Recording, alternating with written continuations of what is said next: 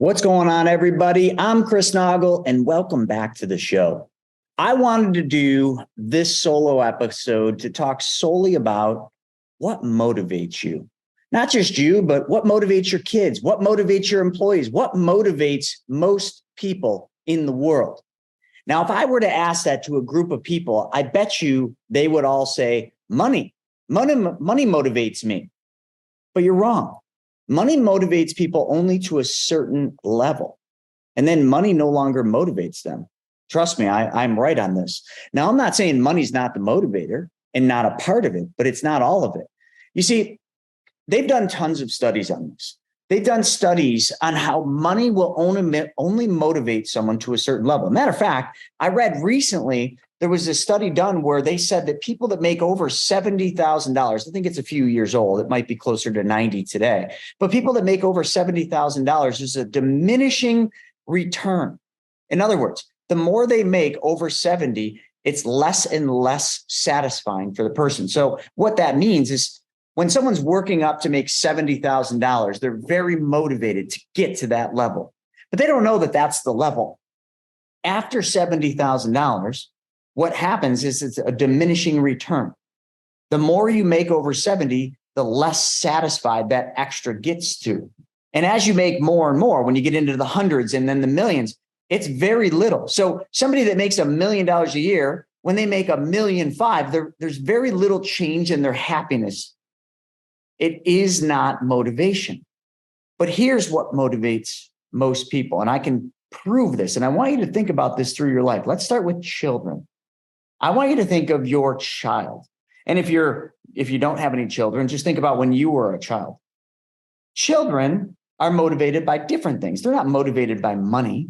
I guess that depends on the age of the child, but children are motivated by learning. Children are motivated by accomplishing goals, but not all goals.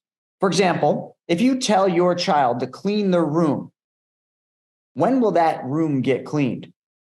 There's no definite time because you didn't put a definite time to them. Now, if you go to that child and you say, I want this room cleaned by 4 p.m. today.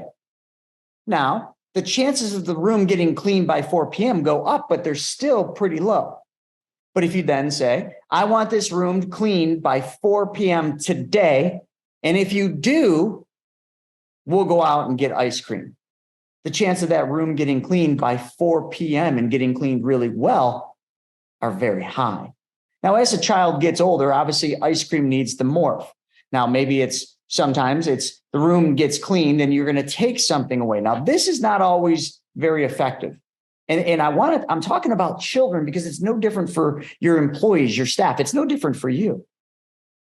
When there is a definite time to getting a goal done, it usually will get done. If you tell a child to clean the room in the next hour, and if they do, there's some reward, some benefit for doing that, they'll probably get it done in the next hour. But if you just say, I want you to go upstairs and clean your room, the room probably will not get cleaned. And then when you go up and you yell at them or you try to take things away, you're going to be faced with resilience. I know this. How? Well, I have a child. Now, my child's 3 years old. And my 3-year-old is like a Tasmanian devil. She's constantly making messes. And I'm constantly asking her to clean those messes up. And very rarely will the mess ever get cleaned up if all I do is ask her or tell her. It never gets cleaned up if I say, Vivi, I want you to clean this up. It doesn't get cleaned up. But if I say, Vivi, sweetie, if you clean this mess up in the next couple minutes, tonight we'll go out for ice cream. Guess what gets done immediately?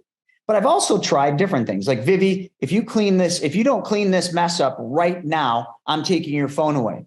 I got about a 50-50 shot as to whether or not that gets cleaned up. Now, if she perceives the phone as value at that moment, then that mess will get cleaned up. But maybe the phone isn't something she desires at that moment. Therefore, the phone is not the missing piece. The phone is not the thing that motivates the child to do what I want. When you go to higher levels of this, let's just talk about that person making $1 million and how little motivation there is for them to make 1.5 or how it's not motivation. Sorry. There's somebody that makes $1 million. They always want to make more. That's the thing. And a lot of people are like, when's enough enough? Most people don't have enough. And the reason for it is at a certain level, you take yourself out of the equation. When you make a certain level, and I'm going to go back to 70,000, anything above 70,000, remember, is a diminishing return. So you feel less joy, less happiness the more you make above 70,000. Well, when you get to certain levels, and I don't know what that is, but let's just say 500 or a million, when you make more than that, you don't need more to live a better life. Sure, maybe more helps you buy more things, get more fancy stuff, but more doesn't bring you happiness. But you know what gives you happiness? I said it right there, giving. People that make 500 or a million or $10 million, you know what motivates them to do more, to work more, to build more, to create more? Giving, helping other people. Now, a lot of people, and especially the media, they make the people that the wealthy out to be animals. They make them out to be just bad people. But the wealthy are the ones giving the most. The wealthy are giving not because they have to, not just because someone tells them they should. They're giving because that's where they find happiness. Matter of fact, the wealthy go out and create foundations. And those foundations create almost like a whole position, a whole thing that they get to create. And then that foundation becomes their sole thing. And not only that, it becomes the family's sole priority. And then they start using that foundation to go out and do good in the world. And that drives happiness, unbelievable amounts of happiness. So now in their businesses, in their personal lives, they want to make more so they can put more in their foundation so they can do more good by giving more. I'm not making this stuff up, folks. First off, I know because I'm the one I'm talking about. I was incredibly motivated when I was younger to make $100,000. I remember I was, oh my God, if I can just make $100,000, not much more than 70, right? We all have a number when we're younger that motivates us. And I remember thinking about that. I remember thinking about how awesome that would be if I made 100,000. And then I made 100. And then I made 120, 150, 200, 250, 300. And I can firsthand tell you that as I made more, when I made more, the happiness level was barely moved. Maybe a little, but not much. I'm not saying that you're not motivated to make more, but the reasons for the motivation, that's what I'm honing in on. Now, I don't care if I'm talking about children and motivating a child. Motivating a child is usually going to be most effective when they're in tune or plugged into learning something or obtaining a goal that they've set. Even if it's cleaning the room, you can tell a child to clean the room, but make it productive and almost set it as a goal. I'll bet, you could go to them and challenge them. Hey, you want to play a game? Because most children, my daughter always, play with me. Okay, let's play a game, baby. Let's play. Here's what we're going to do. Your room up there, the playroom, me and you are going to go up there and we're going to see who can clean the room up the fastest. You ready? Go. And then she'll run up the stairs and she'll start cleaning up and I'll go over and I'll barely clean up. And at the end, I'll be like, wow, you won that one. You got more cleaned up than daddy did. You made a competition. You created excitement. You created a game. You created a goal. Now with employees, with staff, with your business, with all of the people that help you build it, how are you getting them motivated? Is it just by paying them more? Remember the diminishing return of happiness. You can continue to keep giving employees raises. You can keep giving them more money, but that will not motivate them. And they will leave eventually because they're not in tune with the big vision, the creation piece. I say this all the time. The difference between wealthy or the difference between someone that's rich and someone that's wealthy and someone that's poor and somebody that's wealthy, okay, is one thing, creation. Somebody that's poor or somebody that's not rich and somebody that's rich, what is the big motivator? What is the reason they become rich? Creation. So allow your team, allow your children to create. It's a God-given thing, creation. God created everything we know. I mean, and we all know he did it in 6 days. The seventh day was the day of rest. Read it. It's in the book of Genesis. I mean, it explains it all in the beginning. But when you really think about that, creation is what motivates. So how are you creating your business? How are you creating your life? Are you stagnant? Are you stuck? Are you not happy? Even though you're making more money right now than you were last year, are you still not happy? Why are you not happy?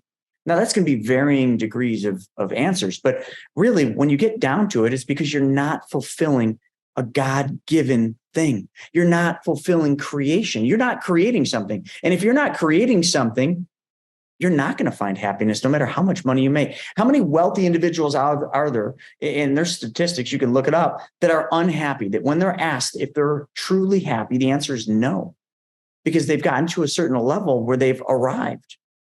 And the arrival syndrome is real, folks. When someone arrives, there's nowhere to go but back down.